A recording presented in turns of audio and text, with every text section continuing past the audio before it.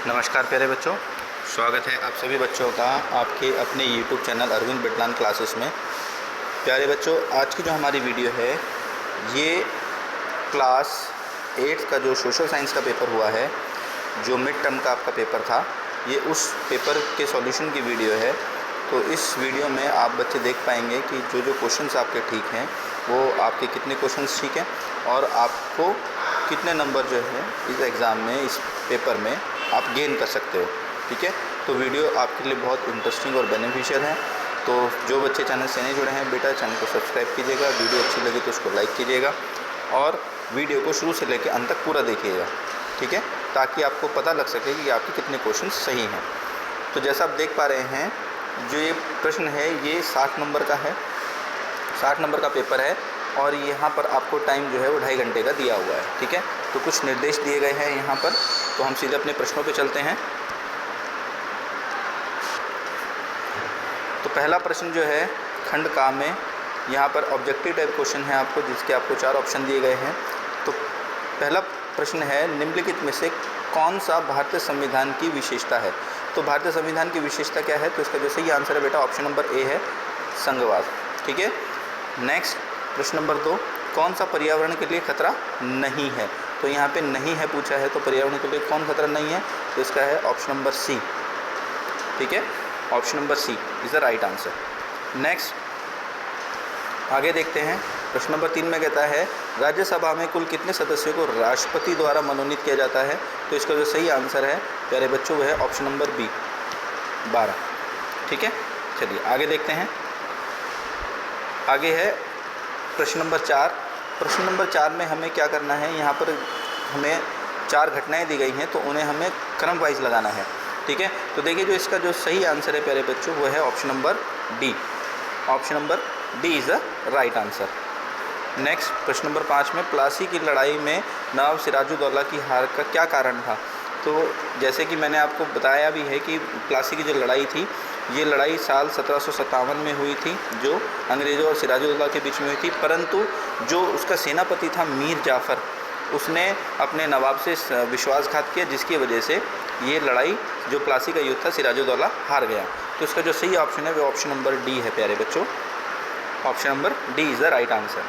Next प्रश्न number 6, 75 रुपये, भारत में 75 रुपये का नोट जारी होना चाहिए अथवा नहीं, इसका निर्णय लेने का अधिकार किसके पास है। तो इसका जो सही आंसर है वो ऑप्शन नंबर ए है, केंद्र सरकार के पास। नेक्स्ट आगे प्रश्न पूछा गया है प्रश्न नंबर 7 में, माझा प्रवास पुस्तक के लेखक कौन है। तो इसका जो सही आंसर है ऑप्शन नंबर बी, विष्णुभट्ट गोडसे। प्रश्न नंबर 8, कौन भारतीय संसद का अंग नहीं है।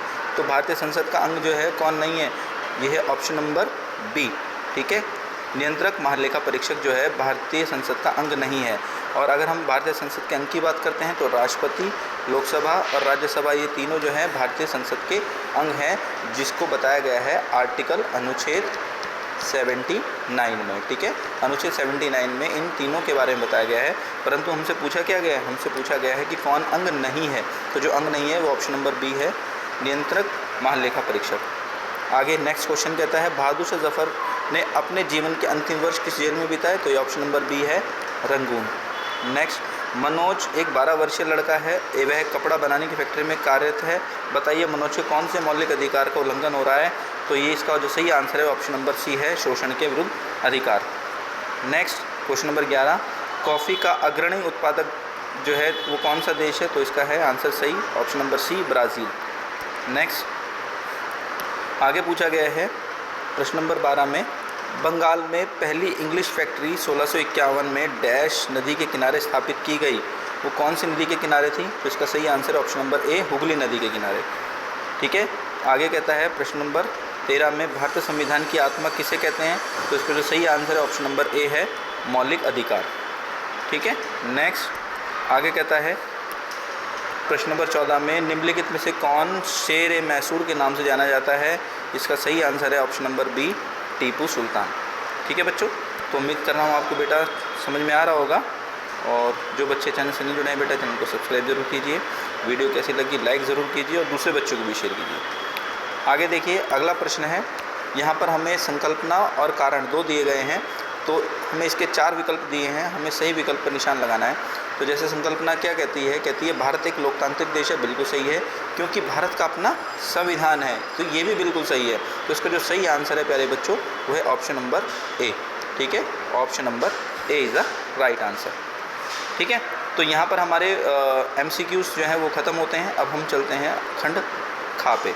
तो यहाँ पर हमें जैसे पहला प्रश्न नंबर 2 है, वो पूछा गया है चावल उत्पादन के लिए आवश्यक भौगोलिक परिस्थितियों का वर्णन कीजिए। तो चलिए इसके आंसर को देखते हैं, हम चलते हैं इसके आंसर पे। तो यहाँ आप देख पा रहे हैं ये क्या है, देखिए चावल क्या है, ये मुख्य खाद्य फसल है। यह उष्ण कटिबंधीय और उपोष्ण कटिबंधीय प्रदेशों का आहार है। चावल के लिए उच्च तापमान, अधिक आर्द्रता, वर्षा की आवश्यकता होती है। ठीक है, तो ये है आपका प्रश्न नंबर 2 का उत्तर। ठीक है बच्चों, चलिए चलते हैं आगे अगले प्रश्न पे। अथवा में आपसे पूछा गया है, दूसरे में ही अथवा में क्वेश्चन है, गेहूं उत्पादन के लिए आवश्यक भौगोलिक परिस्थितियों का वर्णन कीजिए। तो हमें गेहूं के लिए भी बताना है। चलते हैं इसके आंसर पे हम। तो यहाँ देखिए आपको गेहूं का दिया हुआ है। ठीक है, तो यहाँ देखिए इसकी क्या इसमें बताता है कि गेहूं के लिए क्या है, तेज़ धूप की आवश्यकता होती है। इसका विकास सुअपवाहित दोमट मृदा में सर्वोत्तम ढंग से होता है। ठीक है, तो गेहूं, और ये भारत में क्या है, ये भारत में शीत ऋतु में उगाया जाता है। और गेहूं संयुक्त राज्य अमेरिका, कनाडा, अर्जेंटीना, रूस, यूक्रेन, ऑस्ट्रेलिया और भारत में विस्तृत रूप से उगाया जाता है। ठीक है, तो ये है आपका उत्तर नंबर 2। चलिए चलते हैं अगले प्रश्न पे। आगे प्रश्न दिया गया है, प्रश्न नंबर 3, भारत में अंग्रेजी शासन को बढ़ाने के लिए विलय की नीति का जो है महत्व बताइए। तो हमें विलय की नीति के बारे में बताना है। देखते हैं इसके उत्तर को। तो यहाँ देख रहे हैं आप, देखिए जो विलय की नीति का जो सिद्धांत था, यह सिद्धांत इस तर्क पर आधारित था कि अगर किसी शासक की मृत्यु हो जाती है और उसका कोई वारिस नहीं होता तो उसकी रियासत हड़प ली जाएगी, यानी कंपनी के भूभाग का हिस्सा बन जाएगी। इस सिद्धांत के आधार पर एक के बाद एक कई रियासत, सतारा, सबलपुर, उदयपुर, नागपुर और झांसी जो है अंग्रेज़ों के हाथ में चली गई और 1856 में कंपनी ने अवध को भी अपने नियंत्रण में ले लिया। ठीक है बच्चों, तो इससे क्या हुआ, इससे कंपनी के भूभाग जो है काफ़ी विस्तृत हो गए और काफ़ी बड़े स्तर पर जो है कंपनी का कई रियासतों पर कब्जा हो गया और कंपनी की जो इसका भूभाग था अंग्रेज़ी ईस्ट इंडिया कंपनी का, वो काफ़ी बड़े पैमाने पर फैलता चला गया। ठीक है, तो ये है आपका उत्तर नंबर 3। चलते हैं अगले प्रश्न पे। प्रश्न नंबर 4 में देखिए, प्रश्न नंबर 4 में कहता है कि भारतीय संविधान में वर्णित मौलिक अधिकारों में से आपका सबसे प्रिय मौलिक अधिकार कौन सा है और कोई एक कारण बताइए। तो देखिए अगर हम प्रिय मौलिक अधिकारों की बात करते हैं तो एक अनुच्छेद है हमारा, अनुच्छेद 32, जिसमें आता है संवैधानिक उपचारों का अधिकार। ठीक है, संवैधानिक उपचारों का अधिकार, ये एक प्रिय मौलिक अधिकार है हमारा, हो सकता है या हम कहते हैं हमारा मौलिक अधिकार प्रिय मौलिक अधिकार है। क्यों? क्योंकि ये मौलिक अधिकार जो है ये इसे क्या हम कहते हैं, इसे संविधान की आत्मा बोलते हैं। और अगर ये मौलिक अधिकार नहीं होगा तो बाकी के जो हमारे मौलिक अधिकार हैं उनका कोई महत्व नहीं रह जाएगा, वो महत्वहीन हो जाएंगे। ठीक है, तो हम ये कह सकते हैं कि संवैधानिक उपचारों का जो अधिकार है, जो अनुच्छेद 32 में मौलिक अधिकार हमें बताया गया है, वो संविधान की आत्मा है और ये बाकी मौलिक अधिकारों को जो है जीवन प्रदान करता है या बाकी मौलिक अधिकारों को जो है प्राण देता है। ठीक है, इस तरीके से हम इसका उत्तर लिख सकते हैं। ठीक है बच्चों, चलिए चलते हैं अगले प्रश्न पे। देखिए यहाँ प्रश्न दिया गया है आगे, प्रश्न नंबर 5 में यहाँ पे एक तालिका दी गई है आपको। ठीक है, इसमें दलों का नाम और सांसदों की संख्या है। तो जैसे आप देख पा रहे हैं यहाँ पे, ठीक है, यहाँ पे एक विकास संघ 32, व्यापार पार्टी 33, संग्राम पार्टी 5 और टोटल जो है वो 70। तो अब यहाँ पे हमें कुल जो है 70 सीटें दी गई हैं सांसदों की संख्या की। और पहला प्रश्न कहता है हमसे बहुमत के लिए कितने सांसदों की आवश्यकता है। तो बहुमत के लिए कितने सांसदों की आवश्यकता है, तो बच्चों अगर हम इसका प्रश्न का उत्तर देखते हैं तो इसका जो उत्तर आएगा वो आएगा उत्तर नंबर 32। तो बहुमत के लिए 32 जो है सांसदों की आवश्यकता है। ठीक है, नेक्स्ट कहता है प्रश्न नंबर 2, सरकार बनाने के लिए किसकी संभावना को जो है, किसी एक की संभावना को व्यक्त कीजिए। तो देखिए मैंने आपको बताया कि बहुमत के लिए 32 सीटें जो हैं होनी चाहिए, संसद होनी चाहिए, लेकिन 32 से अगर ज़्यादा किसी के पास है तो वो सरकार बनाएगी। तो यहाँ तालिका में आप देख रहे हैं 33 सीटें लेकर व्यापार पार्टी जो है इससे आगे चल रही है। तो सरकार बनाने की संभावना किसकी है? सरकार बनाने की संभावना व्यापार पार्टी की है। किसकी है? व्यापार पार्टी की। तो इसका जो सही जवाब है वो है व्यापार पार्टी। ठीक है। और बहुमत के लिए कितने सांसदों की आवश्यकता है? इसका जवाब है 32। ठीक है बच्चों, चलिए अब देखते हैं अथवा में क्वेश्चन पूछा गया है। कहता है 1885 में भारतीय राष्ट्रीय कांग्रेस की प्रमुख मांगे क्या थी? तो चलिए इसके आंसर को देखते हैं हम। ये देखिए यहाँ से यहाँ तक संसद इसकी भारतीय राष्ट्रीय कांग्रेस की मांगे हैं। ठीक है। प्रशासन में भारतीयों की जो है एक बड़ी भूमिका होनी चाहिए। भारतीयों के शोषण की शोषण को रोकने की मांग की गई थी। सरकारी नौकरी में ऊंचे पद जो है भारतीयों को मिलने चाहिए और भारतीयों की जो है गरीबी दूर करने की जो है मांग की गई थी। दूसरा, न्यायपालिका और कार्यपालिका को अलग करने की मांग की गई थी। तो ये किसकी मांग थी? ये कांग्रेस की मांग थी। ठीक है। किससे मांग थी? ये अंग्रेज़ों से मांग थी। कांग्रेस जो है ये अंग्रेज़ों से ये सारी मांग कर रही थी। ठीक है बच्चों, चलिए चलते हैं अगले प्रश्न पे। आगे प्रश्न जो है प्रश्न नंबर 6 दिया गया है। यहाँ खंड गा शुरू होता है हमारा। तो जैसे प्रश्न नंबर 6 में बोला गया, यदि आप 1857 की बगावत के समय एक भारतीय सैनिक होते तो आप विद्रोहियों के समर्थन में क्या क्या कदम उठाते? किन्हीं 3 कदमों का वर्णन कीजिए। देखिए, विद्रोही अगर हम 1857 के समय में होते तो हम क्या कदम उठाते? पहला, हम क्या करते? हम उनकी मदद करते। हम किसकी? विद्रोहियों की क्या करते? मदद करते। ठीक है, उनकी मदद करते। दूसरा, विद्रोहियों को क्या करते? विद्रोहियों के जो संदेश है वो दूसरे लोगों तक पहुंचाते। ठीक है। तीसरा, अपने संगठन को, जो विद्रोहियों का जो संगठन है उसका विस्तार करते, उसमें और लोगों को जोड़ते। तो इस तरीके से हम विद्रोहियों की 1857 में मदद कर सकते थे अगर हम उस समय सैनिक होते, भारतीय सैनिक होते तो। ठीक है। चलिए आगे देखिए, अगला प्रश्न बी अथवा में दिया गया है। कहते हैं यदि आप 1857 की बगावत के समय भारतीय जो है नागरिक होते तो विद्रोह में किस प्रकार हिस्सा लेते? तो भाई विद्रोह में किस प्रकार हिस्सा लेते? अगर हम भारतीय नागरिक होते, हम विद्रोहियों को क्या कहते? विद्रोहियों को साहस देते। ठीक है, इनको साहस देते। ठीक है, फर्स्ट पॉइंट। सेकंड पॉइंट हम क्या कहते हैं? हम कह सकते हैं कि विद्रोहियों के जो संदेश वो आम दूसरे लोगों तक पहुंचाते। तीसरा, हम अंग्रेज़ों के खिलाफ जो बातें थी, अगर हम भारतीय नागरिक होते तो हम अंग्रेज़ों के खिलाफ जो बातें थी, जो अंग्रेज़ों के खिलाफ जो विद्रोही बगावत कर रहे थे, उन बगावतों को भी दूसरे लोगों तक पहुंचाते और हम डायरेक्टली इनडायरेक्टली विद्रोहियों की हेल्प करते। ठीक है। तो इस तरीके से हम इन प्रश्नों का उत्तर दे सकते हैं। ठीक है बच्चों, उम्मीद कर रहा हूँ आपको समझ में आ रहा होगा बेटा। चलिए चलते हैं अगले प्रश्न पे। प्रश्न नंबर 7 में बताया गया है, पूछा गया है कि मृदा संरक्षण के कोई 3 उपाय बताइए। तो मृदा संरक्षण को देखते हैं हम। तो यहाँ देख रहे हैं आप, यहाँ मृदा संरक्षण के उपाय हैं। ठीक है। तो मृदा संरक्षण को इन विधियों से संरक्षित किया जा सकता है। तो यहाँ से लेकर यहाँ तक ये आपका क्या है? उत्तर है। ठीक है, ये मृदा संरक्षण के उपाय हैं बच्चों, मृदा संरक्षण के उपाय।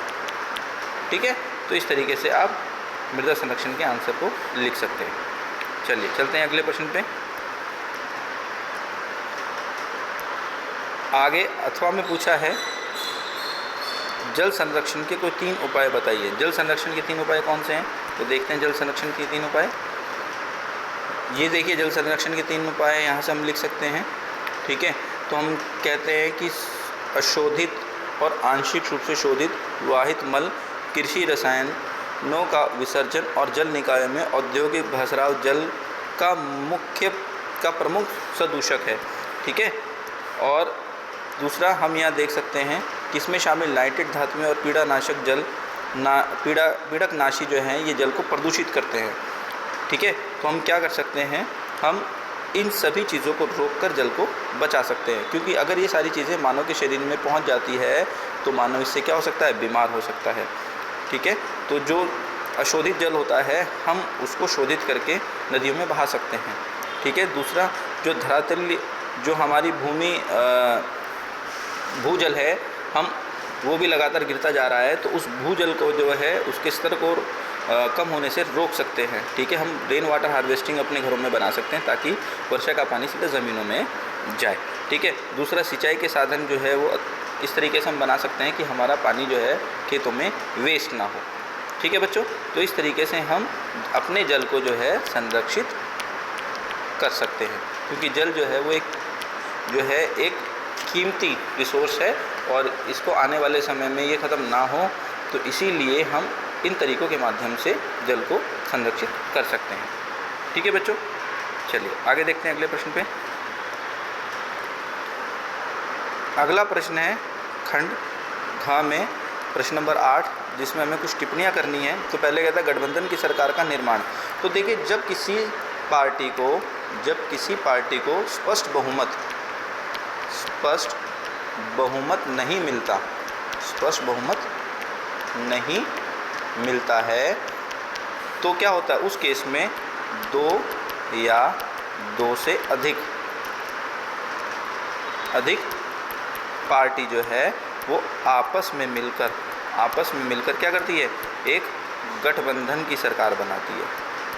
ठीक है। आपस में मिलकर क्या बनती है, गठबंधन की सरकार बनाती है। तो 2 या 2 से अधिक पार्टियां जो है आपस में मिलकर गठबंधन की सरकार का निर्माण करती है, तब जब पार्टी को स्पष्ट रूप से किसी पार्टी को बहुमत नहीं मिलता है।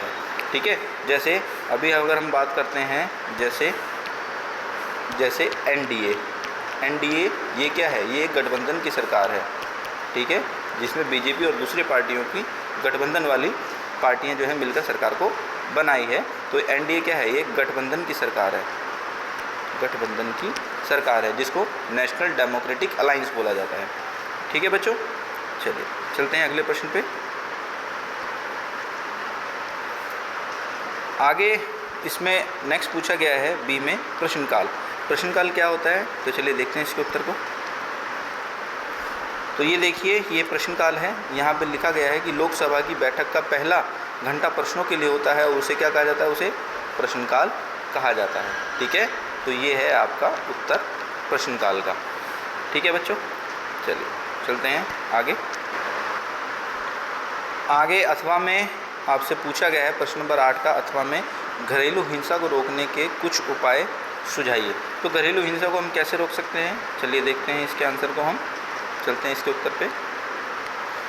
ये देखिए इसका उत्तर है, पहला पॉइंट क्या है, मानसिकता में परिवर्तन करके हम घरेलू हिंसा को रोक सकते हैं। समाज में जागरूकता करके हम, लेखन के माध्यम से हम, आत्मनिर्भरता के माध्यम से हम, और सामुदायिक आधारित रणनीति के आधार पर और जिला सहायक समिति के आधार पर। तो ये 6 पॉइंट हैं जो घरेलू हिंसा को रोकने में काफ़ी मदद करेंगे। ठीक है। तो इन 6 पॉइंटों के माध्यम से हम समाज में अवेयरनेस ला सकते हैं और उस अवेयरनेस के माध्यम से हम घरेलू हिंसा को समाज से दूर कर सकते हैं। ठीक है बच्चों। चलो चलते हैं अगले प्रश्न पे। आगे प्रश्न दिया गया है हमें क्वेश्चन नंबर 9, जिसमें पूछा गया है स्थानांतरित कृषि की विशेषताओं पर एक संक्षिप्त नोट लिखिए। ठीक है। तो हमें इसके ऊपर बताना है स्थानांतरित कृषि, जिसको हम झूम खेती भी बोलते हैं। तो देखते हैं इसके उत्तर को। तो ये इसका उत्तर है, यहाँ से लेकर यहाँ तक। ठीक है। तो आप इसको देख सकते हैं, इसको पढ़ सकते हैं। बहुत आसान है बच्चों। ठीक है। और उम्मीद कर रहा हूँ आपको समझ में भी आ रहा होगा बेटा। चलिए चलते हैं अगले प्रश्न पे। तो अगला प्रश्न है प्रश्न नंबर डा में। यहाँ पर क्वेश्चन नंबर 10 है, जिसमें आपको एक वाक्यांश दिया है नादिर शाह का दिल्ली पे आक्रमण। ठीक है। तो यहाँ आपको एक पैराग्राफ दिया है और उस पैराग्राफ में से आपको कुछ प्रश्न के उत्तर लिखने हैं देखकर। तो यहाँ पे कुछ प्रश्न आपको दिए गए हैं। तो जैसे पहला प्रश्न है 10.1 का, शाहजहानाबाद को मलबे के ढेर में किसने बदल दिया। तो देखो इसका जो सही आंसर है वो है प्यारे बच्चों नादिर शाह। ठीक है। नादिर शाह साल 1739 में नादिर शाह ने भारत पर हमला किया था और उसने दिल्ली को खूब जो है बुरी तरीके से लूटा था। नेक्स्ट देखते हैं अगला प्रश्न। कहता है अगले प्रश्न में, जिनके पास ज़मीन जायदाद की कोई कमी नहीं थी वे अब बेघर हो गए, इसका कथन का आशय स्पष्ट कीजिए।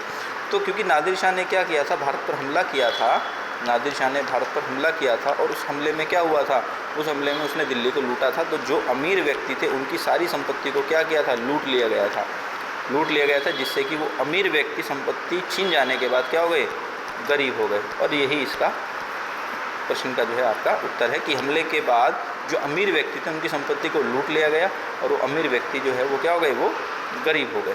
ठीक है, चलिए चलते हैं अगले प्रश्न पे। अगला प्रश्न कहता है नादिर शाह के आक्रमण के किन्हीं 2 प्रभाव को लिखिए।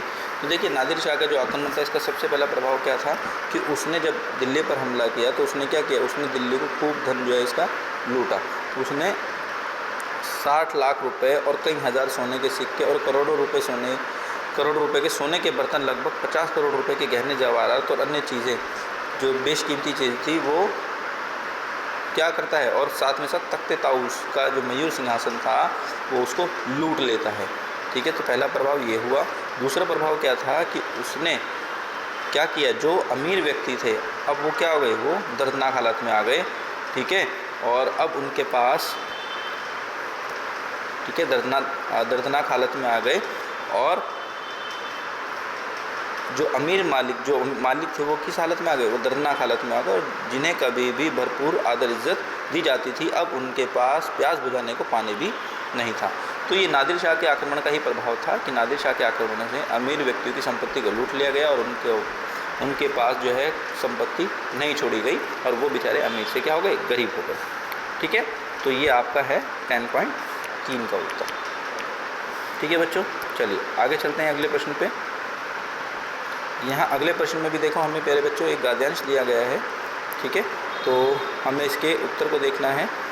तो यहाँ पर हमें देखिए प्रश्न दिए गए हैं, यहाँ पर एक हमें गद्यांश दिया गया है। तो पहला प्रश्न जो है 11.1 का, वायुमंडल किन पदार्थों से बना है। ठीक है, तो ये देखते हैं इसके उत्तर को। तो ये इसका उत्तर है क्या, वायुमंडल में क्या है, गैस है, धूल कण है, जलवाष्प उपस्थित रहते हैं। ठीक है, तो ये क्या है, वायुमंडल इन सभी चीज़ों से बना है। ठीक है, आगे कहता है जयमंडल का क्या अर्थ है। देखिए जयमंडल का क्या अर्थ है, यहाँ से ये रहा, पादप एवं जीव जंतु मिलकर जयमंडल सजीव संसार का निर्माण करते हैं। वायुमंडल हमारे लिए किस प्रकार लाभदायक है, तो वायुमंडल क्या है, हमारे लिए लाभदायक है। क्यों, क्योंकि देखिए इसका जो उत्तर है वो ये रहा,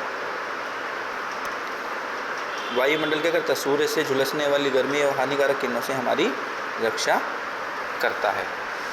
ठीक है, और पृथ्वी का गुरुत्वाकर्षण बल अपने के चारों ओर वायुमंडल को थामे रखता है। परंतु इसका जो सही आंसर है 11.3 का जो सही आंसर है वो यहाँ से यहाँ तक है। ठीक है बच्चों, चलिए चलते हैं अगले प्रश्न पे। प्रश्न नंबर 12। प्रश्न नंबर 12 में भी हमें पैराग्राफ दिया गया है और हमें इसके उत्तर को देखना है। तो 12.1 में पूछा गया है निर्वाचन क्षेत्र क्या होता है। ठीक है, तो देखिए भारत के हर एक राज्य में एक विधानसभा है, हर एक राज्य निर्वाचन क्षेत्रों में बटा हुआ है और निर्वाचन क्षेत्र से जनता एक प्रतिनिधि को चुनती है। तो निर्वाचन क्षेत्र क्या है, वो क्षेत्र होता है जहाँ से जनता अपने प्रतिनिधि को चुनती है। ठीक है, तो ये है आंसर 12.1 का। ठीक है बच्चों, आगे कहता है अगले प्रश्न में, राज्य की विधानसभा के लिए प्रत्येक निर्वाचन क्षेत्र से चुने हुए लोगों को क्या कहा जाता है। तो उन्हें क्या बोला जाता है, उन्हें बोला जाता है विधायक। ठीक है, क्या बोला जाता है, विधायक। आगे कहता है राज्य सरकार के गठन में सत्ता पक्ष और विरोधी पक्ष में क्या अंतर होता है। तो देखिए सत्ता पक्ष जो होता है ये क्या होता है, ये सत्ता पक्ष वो होता है जो सरकार बनाता है। ठीक है, जो सरकार को चलाता है या सरकार जिससे बनती है या जो सरकार जिससे चलती है। और विरोधी पक्ष कौन होता है, विरोधी पक्ष वो होता है जो सरकार नहीं बना पाता,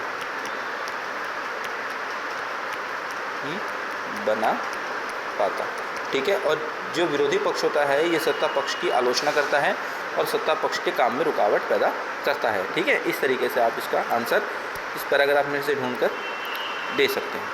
ठीक है बच्चों, चलिए अगला है क्वेश्चन नंबर 13। यहाँ भी हमें एक पैराग्राफ दिया गया है तो हमें इसके उत्तर को देखना है। तो 13.1 में जैसे भूमि एक महत्वपूर्ण प्राकृतिक संसाधन क्यों माना जाता है। ठीक है, तो इसके उत्तर को देखते हैं हम। हाँ, तो पहला प्रश्न जैसे इसमें बोला गया है कि भूमि एक महत्वपूर्ण प्राकृतिक संसाधन क्यों माना गया है। देखिए भूमि को जो एक महत्वपूर्ण प्राकृतिक संसाधन जो है इसलिए माना गया है क्योंकि भूमि पर वो सभी चीज़ें उपलब्ध होती हैं, वो सारी चीज़ें उपलब्ध हैं जो मनुष्य के लिए आवश्यक है, जो मनुष्य के लिए क्या है, ज़रूरी है। ठीक है, इसलिए भूमि क्या है, एक महत्वपूर्ण प्राकृतिक संसाधन कहलाती है। ठीक है, आगे कहता है मैदानी क्षेत्रों में सघन जनसंख्या क्षेत्र क्यों है। मैदानी क्षेत्रों में सघन जनसंख्या क्षेत्र के कारण क्या है, वो हो सकते हैं क्योंकि जो मैदान है, देखो जो मैदान है प्यारे बच्चों, वहाँ पर वो क्या होते हैं, वो समतल होते हैं। ठीक है, मैदान क्या होते हैं, समतल होते हैं। ठीक है, और दूसरा यहाँ की जो मिट्टी होती है मैदानों की, वो क्या होती है, उपजाऊ होती है। तो ये उपजाऊ मिट्टी में कृषि के लिए जो है पर्याप्त साधन होते हैं, तो इसीलिए समतल और उपजाऊ होते हैं ये मैदान, जिसकी वजह से यहाँ पर जनसंख्या जो है काफ़ी बड़ी मात्रा में पाई जाती है। ठीक है बच्चों, चलिए चलते हैं अगले प्रश्न पे। आगे प्रश्न में दिया गया है 13.3 में विश्व में जनसंख्या के वितरण असमान क्यों है। तो इसका जो सही आंसर है मेरे बच्चों, वो ये है यहाँ से लेकर यहाँ तक। ठीक है, ये है आपका 13.3। ठीक है, नेक्स्ट आगे देखते हैं। आगे हमें मानचित्र दिया गया है, तो मानचित्र में हमें देखना है, जैसे पहले हमें मानचित्र में क्या, दिल्ली, झांसी, लखनऊ, तो इसको हम देखते हैं। चलते हैं मानचित्र पे। तो यहाँ हमें मानचित्र में भरना है दिल्ली। ठीक है, तो ये आपको दिख रहा है, ये है आपकी दिल्ली। ठीक है, फिर यहाँ पे आपका है लखनऊ,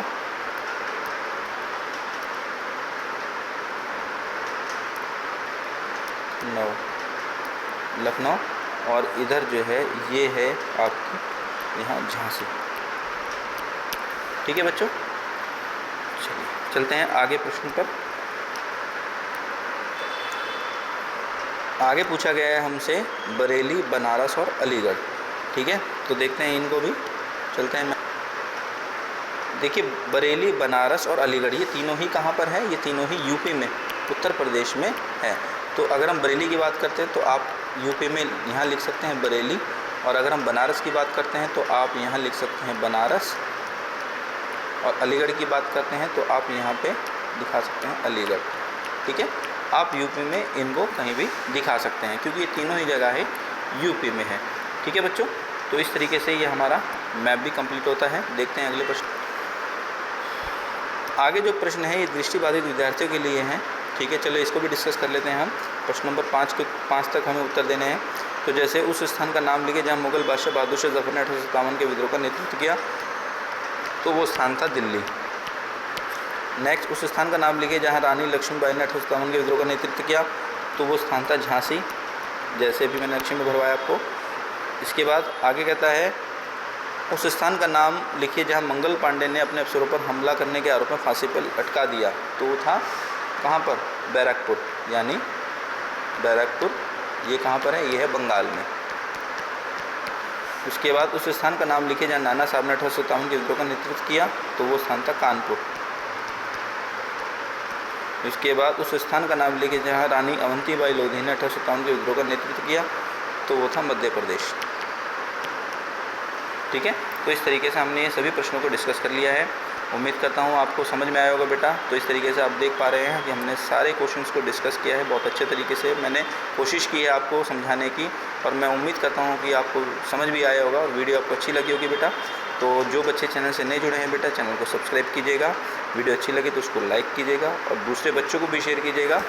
ठीक है, ताकि वो बच्चे भी अपने आंसर्स को मैच कर सकें। मिलेंगे फिर हम अगली वीडियो पे। Thank you.